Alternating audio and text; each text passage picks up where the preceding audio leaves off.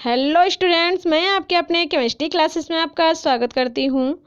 हम पढ़ रहे हैं चैप्टर 8, जो कि हमारे चैप्टर का नाम है अपचयोपचय अभिक्रियाएं या रेडॉक्स रिएक्शंस। तो इससे पहले ऑलरेडी मैं 4 लेक्चर दे चुकी हूँ, तो यदि वो आपने लेक्चर नहीं देखा है तो प्लेलिस्ट में जाकर देख सकते हैं। इससे पहले जो ऑक्सीकरण संख्या हमने पढ़ा है वो तो आप ज़रूर देख लीजिएगा, क्योंकि यदि वो आपको यहाँ समझ में नहीं आया है तो ये वीडियो आपको बहुत ज़्यादा समझ में नहीं आने वाला है। तो एक बार आप उस वीडियो को ज़रूर देख लीजिएगा, ठीक है। अब आज जो है हमारी जो हमने कई अवधारणाएं बताई थी ऑक्सीकरण अपचयन की, तो उन्हीं अवधारणाओं में जो हमारी ऑक्सीकरण संख्या अवधारणा है, क्या है कि ऑक्सीकरण संख्या अवधारणा जो बताई थी, ऑक्सीकरण संख्या संकल्पना, ठीक है, उसी के बारे में आज हम डिस्कस करेंगे कि ऑक्सीकरण संख्या संकल्पना क्या है। इससे पहले हमने ऑक्सीकरण संख्या निकालना सीखा था, क्योंकि वो जो है ऑक्सीकरण संख्या निकालना हमें सीखना जरूरी था, तभी ये समझ में आता। तो हमने पहले ऑक्सीकरण संख्या निकालना सीख लिया। अब जो है ऑक्सीकरण संख्या संकल्पना क्या है वो हम देखेंगे, ठीक है। देखिए यहाँ पर ये जो है ऑक्सीकरण संख्या संकल्पना क्या है। ऑक्सीकरण अपचयन की ऑक्सीकरण संख्या संकल्पना। इससे पहले हमने पुरानी अवधारणा पढ़ी थी जिसमें ऑक्सीजन और हाइड्रोजन के बारे में पढ़ा था कि कौन सा निकलता है तो ऑक्सीकरण और कौन सा निकलता है तो अपचयन बोलते हैं। इसके अलावा इससे पहले हमने इलेक्ट्रॉन संकल्पना पढ़ी, जिसमें कि इलेक्ट्रॉनों का निकलना हम ऑक्सीकरण कह रहे थे और इलेक्ट्रॉनों का जुड़ना जो है अपचयन कह रहे थे। लेकिन अब जो है यहाँ पर थोड़ा सा कॉन्सेप्ट अलग हो गया है। चीज़ें वही हैं लगभग, लेकिन थोड़ा सा कॉन्सेप्ट बस अलग हो गया है। यहाँ पर हमको इलेक्ट्रॉन या ऑक्सीजन हाइड्रोजन नहीं देखना है, बल्कि ऑक्सीकरण संख्या देखनी है कि ऑक्सीकरण संख्या घट रही है या बढ़ रही है। तो उसी आधार पर हम डिसाइड करेंगे कि ऑक्सीकरण है या अपचयन अभिक्रिया है। देखिए यहाँ पर कि ऑक्सीकरण किसे कहते हैं। ऑक्सीकरण संख्या संकल्पना के अनुसार जो है ऑक्सीकरण हम किसको कहेंगे, ऑक्सीडेशन किसको कहेंगे। देखिए, वह प्रक्रिया जिसमें किसी तत्व की ऑक्सीकरण संख्या बढ़ती है ऑक्सीकरण या उपचयन कहलाती है। क्या होता है कि जिसमें भी किसी तत्व की ऑक्सीकरण संख्या बढ़ेगी, हमने आपको ऑक्सीकरण संख्या बताई है क्या है, +1, यहाँ पर 0 हो सकती है, प्लस से लेकर माइनस तक कुछ भी हो सकती है ऑक्सीकरण संख्या। तो जहाँ पर ऑक्सीकरण संख्या बढ़ेगी उसको हम क्या कहेंगे, ऑक्सीकरण, ठीक है। ऑक्सीकरण या उपचयन या ऑक्सीडेशन कहेंगे जहाँ पर भी ऑक्सीकरण संख्या बढ़ेगी। अब देखिए यहाँ पर Zn है, यहाँ पर इसकी ऑक्सीकरण संख्या कुछ भी नहीं है, ठीक है। अब इसने क्या किया कि इसकी ऑक्सीकरण संख्या हमने देखी कि +2 हो गया। अब इससे आप पिछले वीडियो से इसको रिलेट कर सकते हैं। देखिए ये ऑक्सीकरण संख्या 2 कैसे हुआ होगा, जब इसने 2 इलेक्ट्रॉन निकाला होगा तभी तो हुआ होगा। तो ये तो इलेक्ट्रॉन संकल्पना भी हो गई एक तरीके से। अगर हम इलेक्ट्रॉनों को नहीं देखें, सिर्फ ऊपर का चार्ज देख रहे हैं, तो भी देखिए यहाँ पर +2 हो गया। तो जब ये +2 हो गया, यहाँ पर 0 था, यहाँ पर +2 हो गया, तो क्या हुआ, ऑक्सीकरण संख्या बढ़ गई। और जब ऑक्सीकरण संख्या बढ़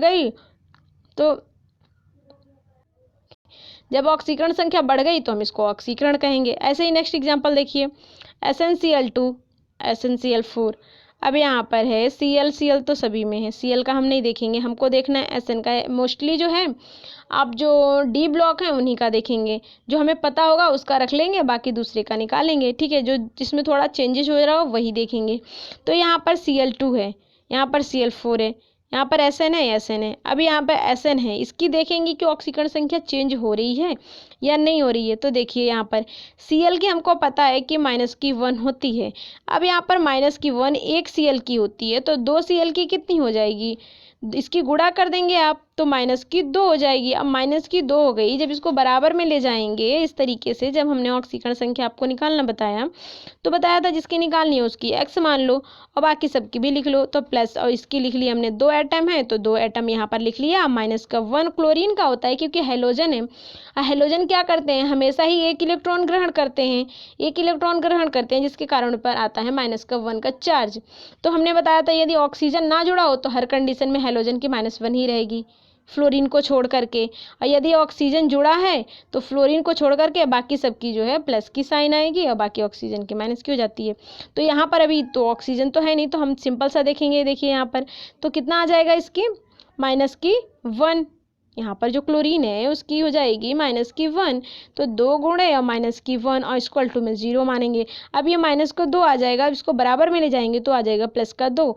ऐसे ही यहाँ पर देखिए, एक Cl का -1 होता है, 4 है तो -4 हो जाएगा, और -4 को उस साइड में ले जाएंगे तो +4 हो जाएगा। अब यहाँ पर ऑक्सीकरण संख्या +2 थी, अब यहाँ पर हो गई +4, बढ़ गई कि नहीं बढ़ गई, 2 से अब वो 4 हो गई प्लस में, तो क्या हो गया, बढ़ गई। और जब बढ़ गई तो हम इसको बोलेंगे ऑक्सीकरण। ठीक है, क्या बोलेंगे, ऑक्सीकरण। जब भी ऑक्सीकरण संख्या बढ़ेगी तो उसको हम क्या कहेंगे, ऑक्सीकरण कहेंगे। तो ये बात आप ध्यान रखेंगे। नेक्स्ट पॉइंट देखिए, FeCl2 FeCl3 है, FeCl2 जो है FeCl3 में चेंज हो गया। तो यहाँ पर देखिए क्या हुआ, यहाँ पर जो है ये Cl2 है, इसकी एक Cl की -1 होती है, और 2 Cl की यहाँ पर 2 Cl दिए हैं, तो 2 Cl की कितनी हो जाएगी, -2। और जब इसको बराबर में ले जाएंगे तो आ जाएगा आपको प्लस। यहाँ पर एक Cl की -1 होती है, तो 3 Cl दिए हैं, तो 3 का -3 हो जाएगा। अब इस -3 को आप बराबर की साइन में ले जाएंगे, क्योंकि आपको पता है ये सारी चीज़ें इधर हम बराबर में लिखते हैं, और जो हमारा इधर जो 0 रहता है, तो जब इसको माइनस को इधर ले जाएंगे तो प्लस में साइन आ जाएगा, तो वो +3 हो गया। अब यहाँ पर देखिए क्या चेंज हुआ, पहले +2 था, अब क्या हो गया, +3 हो गया। तो चेंज हुआ ना, बढ़ गया, और जब बढ़ गया तो हम क्या कहेंगे, ऑक्सीकरण।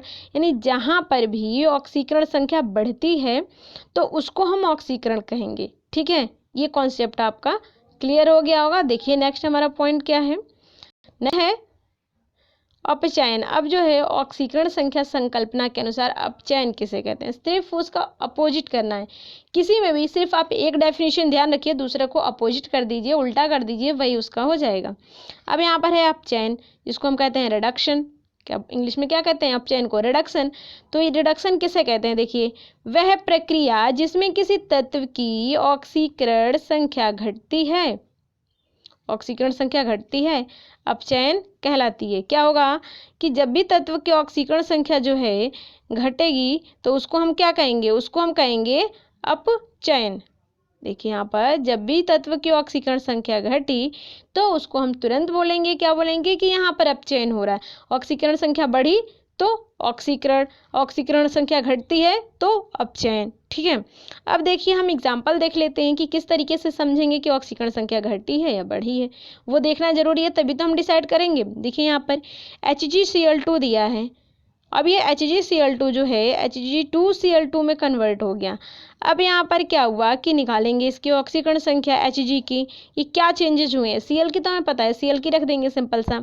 अब जो Hg है उसकी ऑक्सीकरण संख्या में क्या अंतर आया, मोस्टली जो है हम क्या करेंगे कि जो हमारे D ग्रुप है उनको निकालेंगे, या फिर कोई बीच में एलिमेंट दे रखा है उसका निकाल लेंगे। इस तरीके से मतलब जो हमें मेनली जिसका फिक्स होता है उसका तो हम मान रखेंगे, जिसका फिक्स नहीं होता है उसको ही अधिकतर निकालेंगे। तो देखिए यहाँ पर अब Hg है, Cl2 है, यहाँ पर -1 है और 2 क्लोरीन है, 2 क्लोरीन एटम है, तो 2 से गुणा कर देंगे तो -2 आ जाएगा, और जब -2 बराबर के साइन में आप ले जाएंगे तो +2 आ जाएगा। ये तो समझ में आ गया। अब देखिए यहाँ पर मैं इसको आपको समझा देती हूँ। Hg2Cl2, Hg का मान लेंगे हम x, तो यहाँ पर क्या है, 2 एटम है तो 2x हो गया, 2x, और जो Cl का 2 है तो 2, और 1 का होता है -1, तो 2 एकम 2, तो ये -2 हो जाएगा, इक्वल टू में 0। तो यहाँ क्या होगा कि ये 2x तो इधर रहेगा और इधर ले जाएंगे 2 प्लस में आ जाएगा, और x इक्वल टू इधर होगा तो 2/2, और इसको कट करेंगे तो आ जाएगा आपका +1। तो वो यही यहाँ पर हमने लिख दिया +1। ठीक है, समझ में आ गया। तो ये हमारा, अब यहाँ पर देखिए कंपेयर कीजिए, ये +2 था और +1 रह गया, घट गया ना, पहले 2 था अब 1 हो गया तो घट ही गया। जब घट गया तो हम इसको क्या कहेंगे कि अपचयन हो रहा है। जब ऑक्सीकरण संख्या घटेगी, जब भी ऑक्सीकरण संख्या घटेगी तो उसको हम कहेंगे कि वो अपचयन हो रहा है। तो यहाँ पर +2 था, +1 रह गया तो हो गया अपचयन। अब नेक्स्ट हमारा एग्जाम्पल देखिए क्या है कि K+Cl5, सॉरी ये ऊपर मैंने लिख दिया आपको समझने के लिए, पहले हम तो सिंपल से हमारी रिएक्शन यही दे रखी होगी, KClO3, अब ये कन्वर्ट हुआ KCl में। एक्चुअली ये पूरा रिएक्शन नहीं है, आप इसे बैलेंस करके मत देखिएगा, पूरा रिएक्शन नहीं है, एक एक समीकरण दर्शाई गई है। मैंने आपको बोला था ना कि अर्ध समीकरण, तो उसी तरीके से बताया था ना कि एक किसी भी सिर्फ ऑक्सीकरण को प्रदर्शित करें या अपचयन को प्रदर्शित करें तो वो हमारी अर्ध समीकरण कहलाती है। तो वैसे अर्ध समीकरण ही प्रदर्शित की गई है, पूरी समीकरण यहाँ पर प्रदर्शित नहीं किया गया। तो आप ये समीकरणों को बैलेंस करने की कोशिश बिल्कुल मत कीजिएगा यहाँ पर। ठीक है, देखिए यहाँ पर KClO3 है, KClO3। अब यहाँ पर हमको पता है Cl इसमें सबकी निकालनी है, K की पता है +1 होती है, O की पता है -2 होती है, तो K की +1 हो गई, ठीक है, यहाँ पर K की +1 हो गई और O की -2 और 3 एटम है तो -6 हो गया। अब इसमें आप खुद ही घटाइए तो कितना बचेगा, -5, और जब उसको आप बराबर के साइन में ले जाएंगे तो +5 हो जाएगा। ऐसे ही यहाँ पर देखिए Cl की हमने यहाँ निकाली तो इधर भी Cl की ही निकालेंगे। K का +1 फिक्स है, वो तो चेंज हो ही नहीं सकता, तो यहाँ पर +1 हो गया। अब ये यही जो +1 है और इसका तो हमने x मान लिया Cl का और इधर 0 हो गया। अब ये जो +1 है इसको बराबर में ले जाएंगे तो किस में आएगा, -1 में, तो वो हमने Cl की -1 लिख दी। तो ये रिएक्शनें आपको यहाँ तक समझ में आ गई होंगी। इसके और जो है बुक्स वगैरह में दे रखे हैं तो आप कई सारे रिएक्शंस का प्रैक्टिस कर सकते हैं और ऑक्सीकरण संख्या निकाल के देख सकते हैं, जिससे कि ये जो कॉन्सेप्ट है आपको बहुत ही अच्छे से क्लियर हो जाएगा। अब चलिए एक दो पॉइंट हमारे और रह गए हैं वो डिस्कस कर लेते हैं। देखिए यहाँ पर अब जो है ऑक्सीकरण संख्या संकल्पना, उसके अनुसार ऑक्सीकरण अपचयन किसे कहेंगे। जब इलेक्ट्रॉनों की बारी थी तो हमने बोला था इलेक्ट्रॉनों का स्थानांतरण हो रहा है। अब जब हमने ऑक्सीकरण संख्या देखा है तो जाहिर सी बात है कि ऑक्सीकरण संख्या घट बढ़ रही है, यानी ऑक्सीकरण संख्या में परिवर्तन हो रहा है। तो ऑक्सीकरण संख्या में जो परिवर्तन होगा उसी को हम ऑक्सीकरण अपचयन कहेंगे। देखिए यहाँ पर ऑक्सीकरण संख्या संकल्पना के अनुसार जिन रासायनिक अभिक्रियाओं में तत्वों की ऑक्सीकरण संख्याएं परिवर्तित होती हैं, क्या होता है कि जो भी रासायनिक अभिक्रियाएं उनमें तत्वों की ऑक्सीकरण संख्याएं परिवर्तित होती हैं उन्हें हम कहते हैं ऑक्सीकरण अपचयन अभिक्रियाएं। और मैंने आपको एक बात पहले ही बता दी कि कोई भी अभिक्रिया ना तो उसमें सिर्फ ऑक्सीकरण होता है ना होता है अपचयन, दोनों अभिक्रियाएं साथ साथ होती है। ऑक्सीकरण भी साथ में होता है और अपचयन भी साथ में ही होता है, तो दोनों एक ही रिएक्शन में होती हैं। देखिए यहाँ पर अगर एक अभिक्रिया दर्शाई गई है तो या तो वो सिर्फ ऑक्सीकरण होगी या फिर अपचयन हो, जिसको हम अर्ध अभिक्रिया कहेंगे, पूरी समीकरण वो नहीं होगी। अब इसके आगे पॉइंट देखिए, इसमें ऑक्सीकरण और अपचयन दोनों अभिक्रियाएं एक साथ होती हैं। अब जो है ये जो है हमारी ऑक्सीकरण अपचयन की अभिक्रिया की परिभाषा हो गई कि ऑक्सीकरण अपचयन अभिक्रिया यानी रेडॉक्स अभिक्रिया किसे कहेंगे। अब एक पॉइंट हमारा और रह जाता है कि अपचायक और ऑक्सीकारक, क्योंकि सभी में हमने पढ़ा है कि अपचायक भी किसे कहते हैं, ऑक्सीकारक या उपचायक किसे कहते हैं, तो वो इस बार भी हम थोड़ा देख लेंगे। देखिए अपचायक किसे कहेंगे, हमने आपको पहले ही बताया कि जो रिएक्शन होगी उसके जस्ट उल्टा आप अपचायक और ऑक्सीकारक का समझ लीजिए। तो यहाँ पर ऑक्सीकरण संख्या बढ़ेगी तो ऑक्सीकरण होगा, तो वहाँ पर हमारा आएगा अपचायक। देखिए यहाँ पर अपचायक यानी रिड्यूसिंग एजेंट, जिसकी ऑक्सीकरण संख्या बढ़ती है अपचायक कहलाता है। जिसकी भी ऑक्सीकरण संख्या बढ़ेगी, जो हमारा कंपाउंड दे रखा है जिसमें जिस एटम की ऑक्सीकरण संख्या बढ़ेगी वो क्या होगा, अपचायक होगा, और जिसकी ऑक्सीकरण संख्या घटेगी वो होगा उपचायक। देखिए यहाँ पर जिसकी ऑक्सीकरण संख्या घटती है ऑक्सीकारक या उपचायक कहलाता है। अब देखिए इसकी छोटी सी शॉर्ट ट्रिक वो भी हम देख लेते हैं, जैसे हमने पिछली वीडियो में देखा था। देखिए यहाँ पर ये हमारी है एक लाइनर, वन लाइनर कह ले। ऑक्सीकरण, जब भी ऑक्सीकरण संख्या बढ़ेगी ऑक्सीकरण कहेंगे, जब भी ऑक्सीकरण संख्या का घटना अपचयन कहलाएगा। ऑक्सीकारक, जिसकी ऑक्सीकरण संख्या घटती है वो कहलाता है ऑक्सीकारक, क्योंकि उल्टा होता है, ऑक्सीकरण होगी वहाँ पर क्या होगा, ऑक्सीकरण संख्या बढ़ेगी, और जब ऑक्सीकरण संख्या बढ़ेगी यानी ऑक्सीकरण होगा तो वहाँ पर अपचायक आएगा, और जहाँ पर अपचयन होगा वहाँ पर आएगा ऑक्सीकारक, यानी जस्ट उल्टा। अब देखिए ऑक्सीकरण संख्या घटती है तो ऑक्सीकारक, और जब अपचायक में क्या होगा, ऑक्सीकरण संख्या बढ़ती है तो उसको हम कहेंगे अपचायक। अब ये जो एग्जाम्पल दिया है वो देख लिए अपचयन और ऑक्सीकरण का, ठीक है। पूरी रिएक्शन दे रखी है यहाँ पर HgCl2 SnCl2 Hg2Cl2 और SnCl4, ये पूरी रिएक्शन है। इसको आप बैलेंस करेंगे तो ईजिली बैलेंस हो जाएगा। देखिए यहाँ पर ये जो है यहाँ पर हमने सबकी ऑक्सीकरण संख्या लिख दी है। देखिए अब कंपेयर करके देख लीजिए, Hg की यहाँ पर +2 है और यहाँ पर क्या है +1 रह गई। अब यहाँ पर घट गया, जब घट गया तो क्या हुआ, अपचयन हुआ। मैंने आपको बताया कि जब भी घटेगा तो अपचयन हो गया।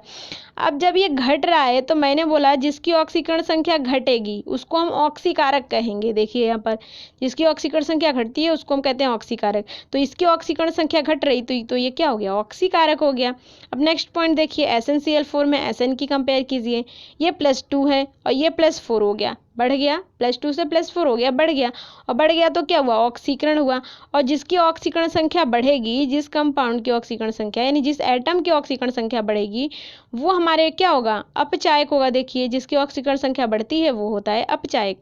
तो यहाँ तक आपको कॉन्सेप्ट क्लियर हो गया होगा। एक दो बार वीडियो देख लीजिए, अच्छे से सब चीज़ें समझ में आ जाएंगी। और एक दो चीज़ें जो है अपनी बुक से प्रैक्टिस कीजिए जिससे कि आपको और अच्छे से ये जो कॉन्सेप्ट है वो क्लियर हो जाए, जिससे कि आप जो आगे समीकरण संतुलित करने हैं उसमें आपको कोई दिक्कत ना हो। तो एक बार इलेक्ट्रॉन संकल्पना और ऑक्सीकरण संकल्पना दोनों को ही बहुत अच्छे से देख लेंगे, जिससे कि जब भी हम ऑक्सीकरण संख्या संतुलित करते हैं तो वो आपको समझ में आ जाए।